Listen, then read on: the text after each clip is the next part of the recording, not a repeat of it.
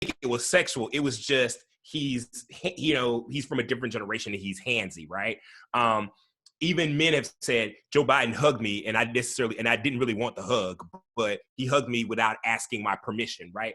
And so there are people who have accusers and there are people who have accusers, right? Weinstein, the Bill Cosby, because Bill Cosby was notorious. Even when I was coming up as a young reporter, there were stories about Bill Cosby. Everybody knew Mr. Cosby is fresh. There's stories about some other civil rights leader that is, I'm not going to throw, but again, the responsibility to frame somebody. And literally, we're talking about Sean King. Drew McCaskill is here. This is after the Karen Hunter show. We had Sean King on today, and I just feel like, for me to sit in this seat, yes, of course we want to hold people accountable, but are we holding them accountable if we're litigating it in the court of public opinion? Are we holding them accountable if we're not giving people their day in court? And he brought up the Justice Brett Kavanaugh, who was accused of doing something when he was in high school, but they brought that to a trial. We got to see both of them. Like you said, they had legal representation. We got to hear from her, hear from him. Joe Biden is being blindsided here, and there's no recourse because what do you say? And we saw this with Hillary, with Pizzagate and the emails and all of these things that, it's like, can we learn from history? Yeah. And here's the deal is that there's no statute of limitations for people to come out and tell their truth. I completely get that.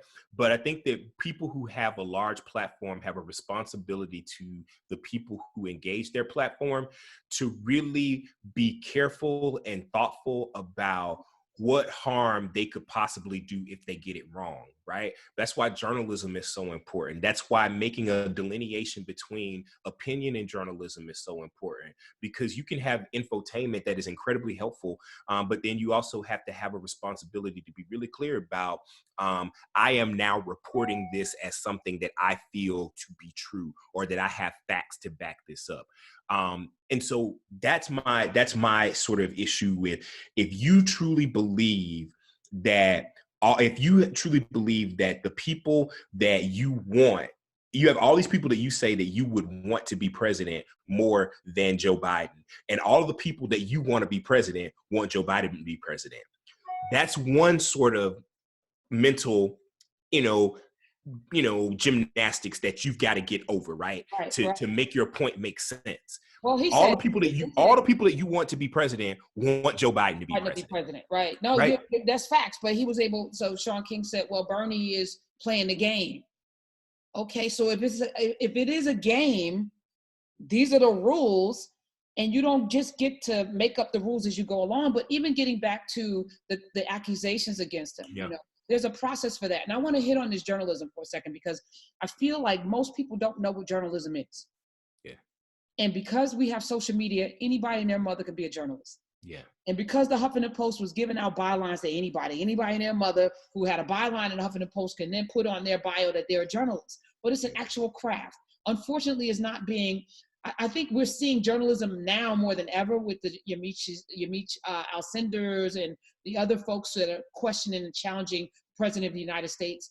But I also wish that some of these outlets, because too many of them are owned by corporate entities or billionaires like Zuckerberg and Rupert Murdoch and others, not Zuckerberg, Jeff Bezos, that there's an agenda with our media that undermines truth, justice, and America, like that undermines the edict or the tenets of journalism.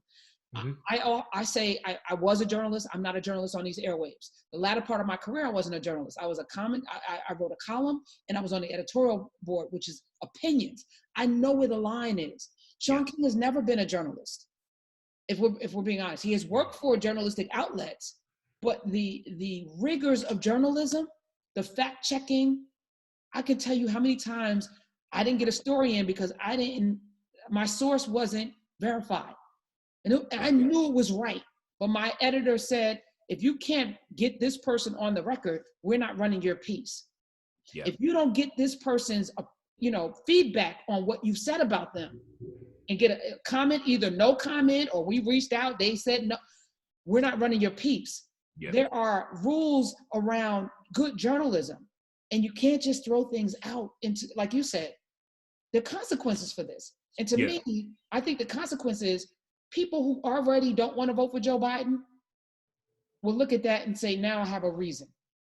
Or his opposition will say, even the leaders of your movements and the leaders of your race are saying, having dissenting voices as it relates to this particular candidate, and have those people's stances weaponized against them and their community and their progressive movement.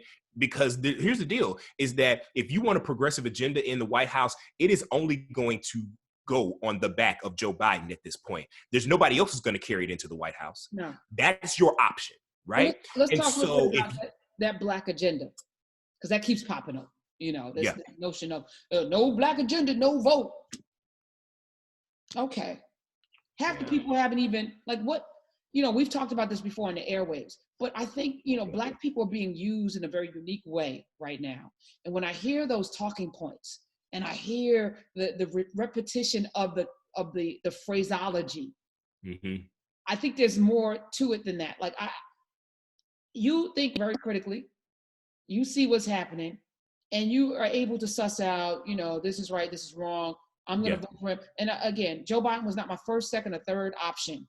Yeah. But I think critically thinking enough to be able to say, what's our best chance to not have Black people die during another pandemic? Yeah. I mean, I think it takes me back to what you said before, Karen, is so important. I think it just really bears repeating of when you hear these repetitions of what sounds like talking points coming from people who are inside the tent, who are under the tent, right? From Black folks. And you start to hear these odd talking points. There's a piece that was in the New York Times where they were talking about who is actually funding these Reopen America protests that are popping up all over the country. And when the New York Times looked to follow the money, they didn't start off following the money. They started off listening to the rhetoric. They said the signs are all the same in these different states. That's weird. Even down to some of the misspelling of words on about the protests and when they're going to happen. There's all this repetition in rhetoric in these different states. What is that? Why does it feel like that this is being fueled and powered and financed by some other entity? And what they found was they started to follow the money, and they started to follow the money and all of these talking points and all of these Reopen America protests that are happening with people who look very homogenous, right? All over the country. And they followed it back to these, Tea Party-esque conservative groups that were fueling this in real life, right? And so it only makes me believe that when we start to hear all this dissenting commentary from Black folks or people who look like Black people on social media, sort of, kind of, but you can't really tell if it's somebody, if it really is a real person or not. But it starts to rebel rouse and get people arguing and going back and forth and splintering people off. That's orchestrated. And we got to be smarter than that as consumers of information. Because I've seen people rise up. Again, I've been in this space for 28 years. I've been a journalist. I was a journalist 28 years ago. And I have watched people come out of nowhere with no credentials, no background in this. They got 1 million followers. They got 100,000 followers on YouTube. And YouTube is a particular space, because this is going to sit on YouTube, by the way, because it is open to everybody, right? So I'm very clear Monday through Friday, and I always know who listens to the show in the comment section, because Monday through Friday, we do a certain thing Monday through Friday. Yeah. And it's about truth. It's about, we don't make you comfortable. We've been doing this for 5 years. It's been very specific what we do. And we double down on Black empowerment, right? So if you Right. come out of left field with this bull crap, I already know you don't listen to the show. You trolling clips. Well, let the people who are doing your clips do a better job. No, you listen to the show. Stop being lazy. Stop Yeah. being lazy, because what you're doing is your itchy little ears. You're doing what makes you feel good, but you don't really want to know the truth. Because if you really want to know the truth, you just want to spout off. You just want to talk, and you're not really about this life. Because people who are about this life ain't got time to be on YouTube with the comments and all of this stuff. They're out there working. And Yeah, the they're other in the thing is, arena. yeah, and if you are part of an organization or a movement, where are your receipts? I got receipts for 5 years being on a damn radio show. I'm not an activist. I host a radio show and I have receipts. We got tech movements. We got wellness movements. We done took down a flag, which I think is frivolous. You know, it's window dressing, but that happened on our It radio happened. show. That happened on our radio show.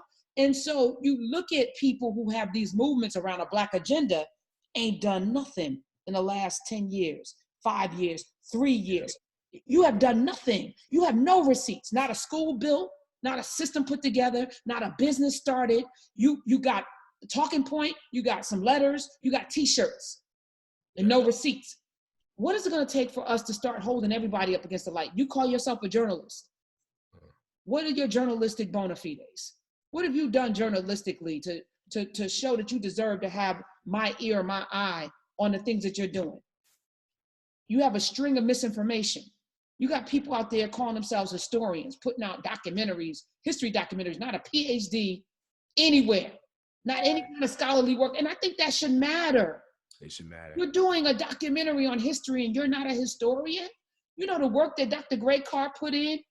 He has a JD and a PhD in this man. So like, I just feel like this social media environment that we're in has allowed for gazy ass people to rise up really quickly, because all you need is a bully pulpit. We have a damn reality TV show, 6-time bankrupt, 5-time deferment person as president of the United States on the heels of a social media campaign. Yeah. No valuable receipts that can tell us that he can lead a nation, and now here we are. So I just think that there are Black versions of that. There are people cropping up all the time whose names I'm not going to mention, but I just feel like I don't know what to do about that. I don't know how I get people to check people's facts, to check people's stats, to check their receipts. The only way to do it, Karen, is to provide better nourishment. That's the only way to, and I think that's what you do, and that's what Urban View does, is to provide a higher level of nourishment. So once people get used to, I hope that once people get used to, filet, they can't go back to, mystery meat. You know what I mean? Is to provide a higher level of nourishment and to always double down on the facts and double down on being on the right side of Black folks as a whole and not splinter groups of Black folks. Whenever the conversation gets to the point to where we start talking about splintering Black folks off, I shut down and stop listening and start thinking. Any type of rhetoric that says that Black people should split instead of unite, that makes me stop listening and start thinking. Why do you want, or why does this program, or why does this platform, or why does this piece of content want me to splinter off and divide from people who look like me and people who have a similar history and people who have a similar familial stance and history in this country and or abroad? Why? Right. I think some of the time we just got to train ourselves to stop listening and start thinking, right? So that the stuff that enters into our earshot doesn't enter into our psyche. Right, because once that happens, it's hard to, I had Francis Cress Welsing on, one of my heroes. My dad had the ISIS papers growing up and made me read it when I was a teenager. And the global majority stuck out in my mind, when I read that in her book, and I was like, why are Black people, Dominicans don't consider themselves Black, Puerto Ricans don't consider themselves Black, all throughout the diaspora? I'm not Black, I'm from this, I'm not. And I was like, wow, they did a number on us. I'm African, I'm not Black.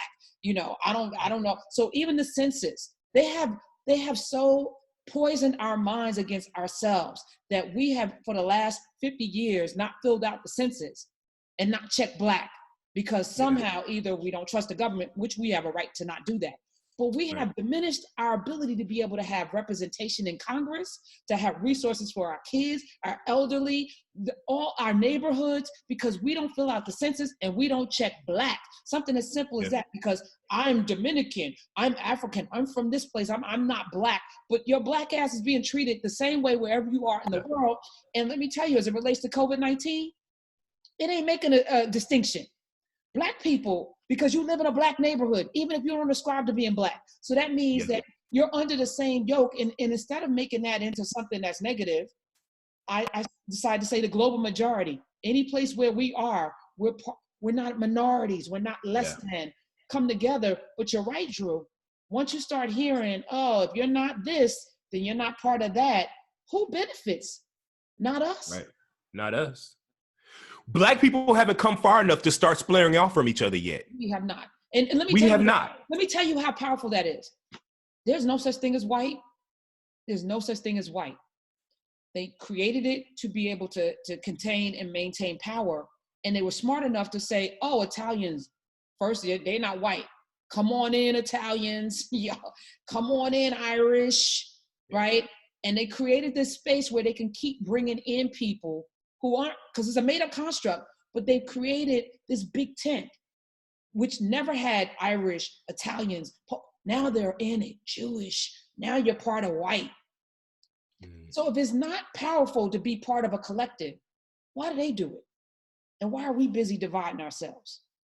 Come on, y'all. Let's be smarter than that. And this election cycle is tough.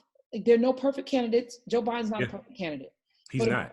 But if we're gonna not be under this lawlessness, because this president is not just off the chain, he's lawless. He's doing some reckless, dangerous stuff. We can't do another 4 years. And I agree, Sean King said, was it Sean King or was it? Oh, it was Dr. Damas. Your claim cannot be, I'm not this guy. You do have to tell us what you're gonna do for us. You do have to have a platform. But he does. But I want them to stop saying, well, we don't want 4 more years of Trump. Given, we know that. Tell us what you're going to do to bring America into a place where we can all feel comfortable again. Yeah. Anyway, I appreciate you. You got final words, Drew McCaskill? Something you didn't get to say on the radio today? Nah, I feel like I said what I said on the radio today. I'm thankful for the opportunity to say it, but I still feel like if nothing else resonated, the thing that I live by is whenever you start hearing conversation and rhetoric about dividing us, pitting us against each other, whether it's pitting Black men against Black women or pitting the Black folks who have versus Black folks who have not, or whatever the case is, there's a reason for it. And even if you're going to continue to participate in it, you should at least ask yourself what that reason is and what it is that you give up by separating the collective. Or even more powerful, what is it that you gain? Not what you give up. What do you gain from doing this? What are you gaining? What are we gaining by the divided? Yeah. I appreciate you on that note. Drew McCaskill, follow him at Drew, DREW, McCaskill. There's a skill in there. There's a skill in there. That's right. I thank you. I thank you for being a part of this, brother. I appreciate you. Appreciate you, Karen. All right. We'll see you next time.